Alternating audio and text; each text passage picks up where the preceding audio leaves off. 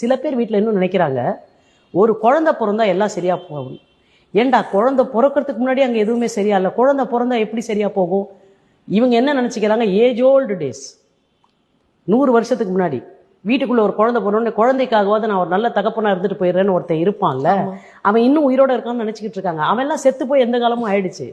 இப்ப யாருக்காகவும் நான் என்னை மாத்திக்கிறதுக்கு ரெடியா இல்லை, எதுக்காகவும் நான் விட்டு கொடுக்கறதா இல்லை, எதுக்காகவும் நான் என்னுடைய எண்ணங்களை ரீஒர்க் பண்றதுக்கு தயாரா இல்லைன்ற மாதிரியான மனநிலையில இருக்காங்க. நீங்க ஒரு குழந்தை பிறந்தா சரியாயிடும்னு இந்த பெண்ணை மறுபடியும் கம்பல் பண்ணி அவனுக்கும் நீங்க ஒரு குழந்தை பெற்று கொடுத்துட்டீங்கன்னா சரியாயிடுமோன்னு மாமியார் அந்த பக்கத்துல சும்மா வச்சுமே கிளப்பி விட்டு அந்த பெண்ணுக்கு குழந்தை பிறந்த அப்புறம் அந்த குழந்தை பிறக்கிறதுக்கு 1000 டார்ச்சர் பண்ணி அந்த குழந்தைக்கு ஒரு பிறக்கிறதுக்கு முன்னாடி ஒரு வளகாப்பு சீமந்தில் ஏகப்பட்ட பிரச்சனை பண்ணி டெலிவரியில நீ காசு கட்டு நான் காசு கட்டுன்னு கீழ்த்தரமா இறங்கி ஒவ்வொரு ஸ்டேஜ்லயும் அந்த பெண்ணோடைய வாழ்க்கையை துன்பம் நிறைந்ததாக, எதெல்லாம் அவளுக்கு சந்தோஷமா இருந்திருக்கணுமோ, எதெல்லாம் அவளுக்கு ஹாப்பி மெமரிஸா இருந்திருக்கணுமோ அதெல்லாம் ஒரு டெவஸ்டேட்டிங் ஃபீலிங்கா மாத்தி இன்னைக்கு நீ அந்த அளவுக்கு பண்ற.